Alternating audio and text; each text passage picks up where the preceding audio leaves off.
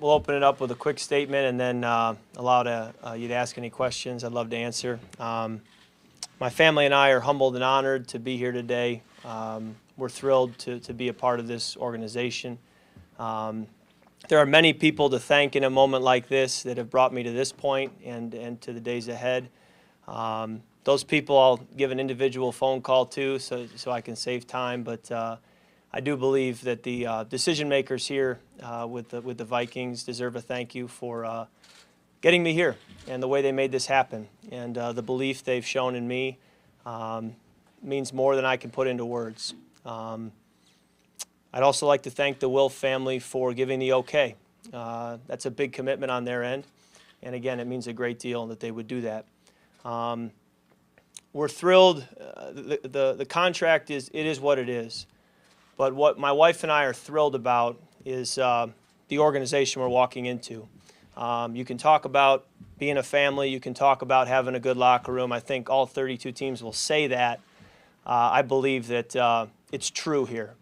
There were 5 or 6 players from the Vikings who were at the Pro Bowl with me a couple of years ago, and I could tell right away that some of the best players on the Vikings are also some of the best men and some of the best leaders. And I was really excited to have the chance to be here and to be a part of this team. So now the work begins. I'm not here to sign a contract. In essence, I'm here to play football. And I look forward to doing that here in about a month and going to work every day with my teammates. But for a long time, my family and I have prayed a verse from the Bible, Ephesians 3:20, which says, and now to him who is able to do immeasurably more than all we can ask or imagine.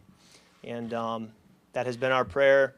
Today that prayer has certainly been answered, but we will continue to pray it more than ever as we go forward, that God would continue to do immeasurably more than all we could ask or imagine. So with that, I'd love to open it up for questions, and happy to answer any that you may have.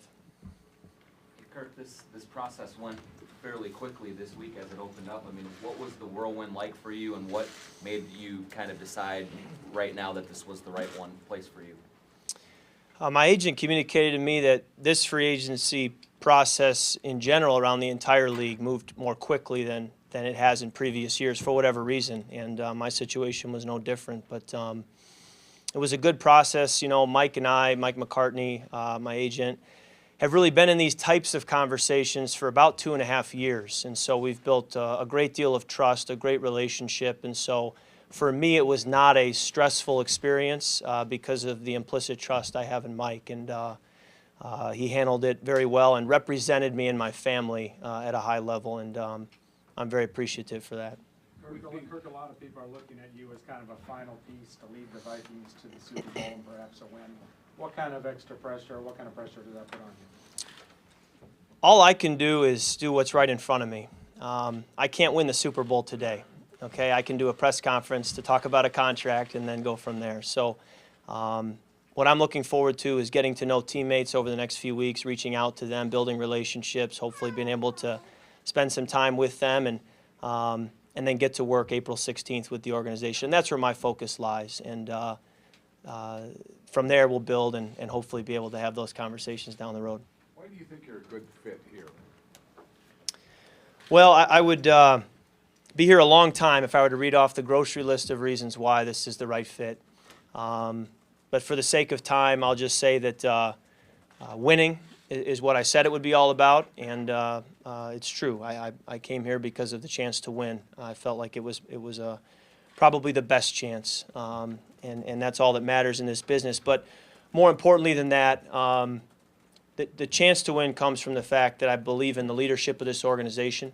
There has to be a commitment to win from ownership. There has to be the ownership, the general manager, the head coach, and the quarterback have to all be on the same page.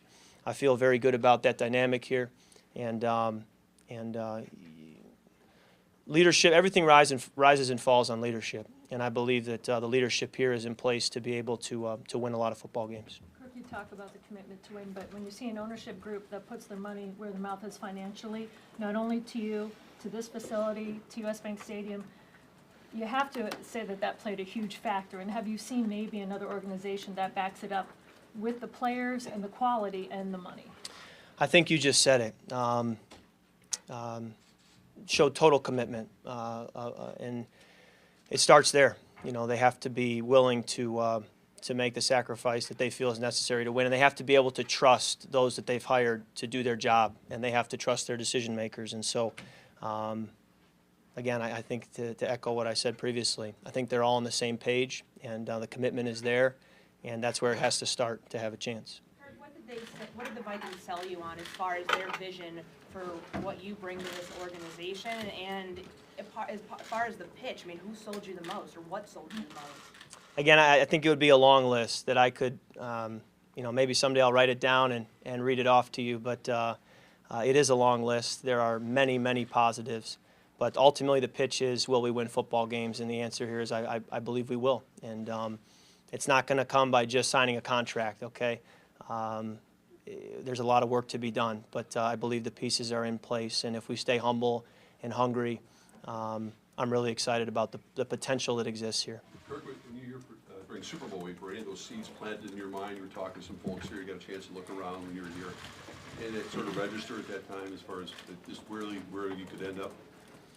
You know, I like to prepare, and I like to cover my bases, and I don't like to be surprised. And the nature of free agency is that you don't have time when free agency begins to do your research and to take your visits. Things move quickly, as we saw. So I did take full advantage the week I was here for Super Bowl week with events. I had about 5 or 6 days here and rented a car and drove out here and drove by Winter Park and drove through Eagan, and wanted to get a feel for the area, and did the best research that I could. And everything, you know, I called Julie near the end of the week and I said, you know, everything's checking the boxes here. And the timing of it was such that I think the second day I was here was when the trade was made to show that I was going to be moving on. So the timing was good for me to start being able to do research here. And from there, it was just a process of continuing to gather facts. What do you remember about your Guilford games against the Gophers? First of all, happy birthday, Sid. Yeah, and against the Gophers, I remember getting beat on Halloween night at TCF Bank Stadium. And then I remember they came to our place a couple of times. And then Super Bowl week this year, I reached out to Coach Fleck and asked if I could come sit with him for about an hour and learn from him about leadership and some of his culture building that he does. And he was kind enough to grant me an hour, so we sat in his office and I picked his brain. And while I'm a Spartan at heart, I'm certainly excited now to be in the Gophers' backyard, and I'll be cheering them on as well because I have a great deal of respect for Coach Fleck and for his leadership abilities. And I think there's plenty more where that 1 hour conversation came from that I look forward to maybe having with Coach Fleck in the future. So I'll enjoy being here in the Twin Cities and following them as well. Did Brad Salem coach you at Michigan State? He did, yes. Yes, Coach Salem was hired to be the running backs coach my last couple of years at Michigan State. He's since transitioned to being the quarterback coach, and I have a great relationship with him, and he's just been texting me now in the last few days knowing that he has Minnesota ties. How did you handle the last couple of years with just kind of having to go year to year with Washington and them not sort of making that long-term commitment to you? Sure. Well, on one hand, this process has moved quickly this week. On the other hand, it's been a 2.5-year process, and you know, patience was certainly needed throughout the process. And you know, Mike McCartney just provided such strong counsel for so many years, and certainly the 2.5 years are the ones that people focus on. But I could go back 6 years to some of the counsel he's given me that has led to today, and will continue to lead in the future. But just so grateful for the way things have played out. I wouldn't change anything that's happened for the world. And, you know, now I'm just excited to look forward to all that's in store.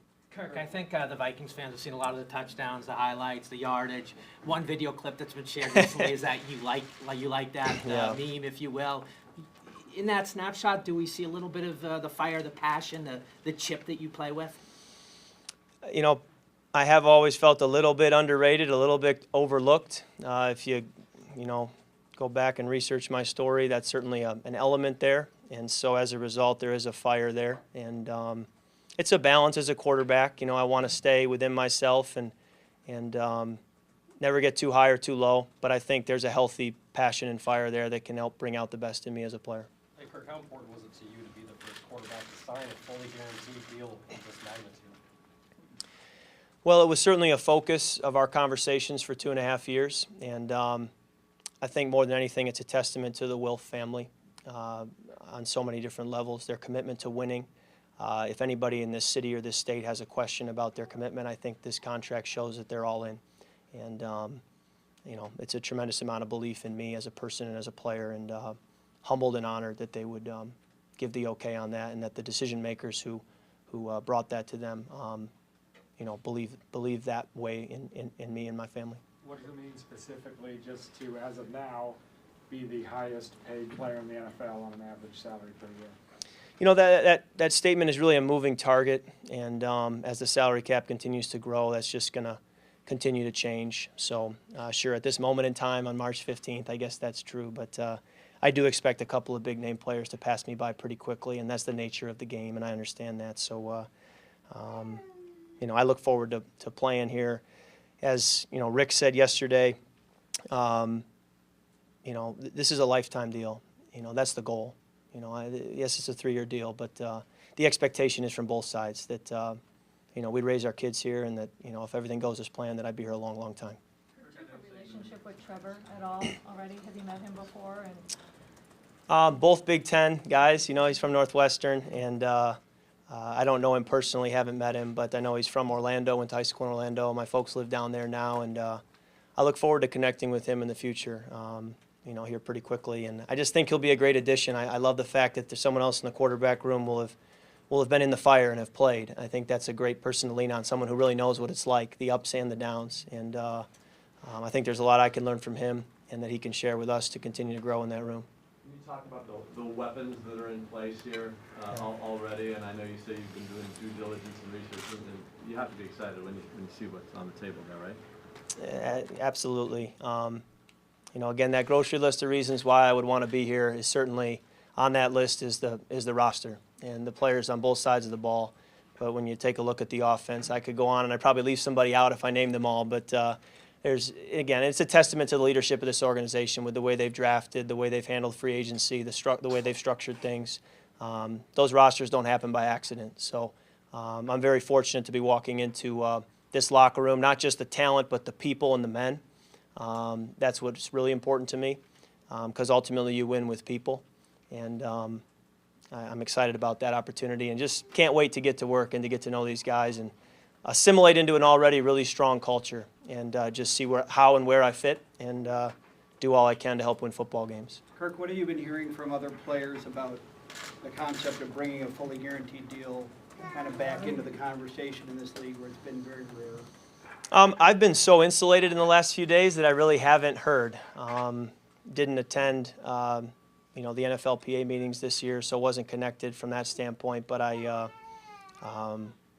know, it won't matter if other players after me, you know, choose to go a different route. So it is what it is for my situation. But you know, players after me are gonna have to decide what they want to do.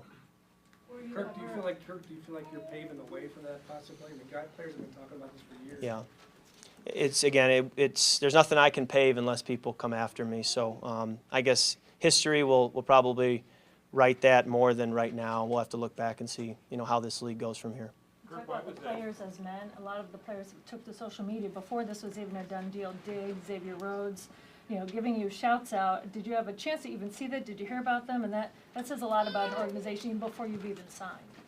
I did see a couple of tweets, and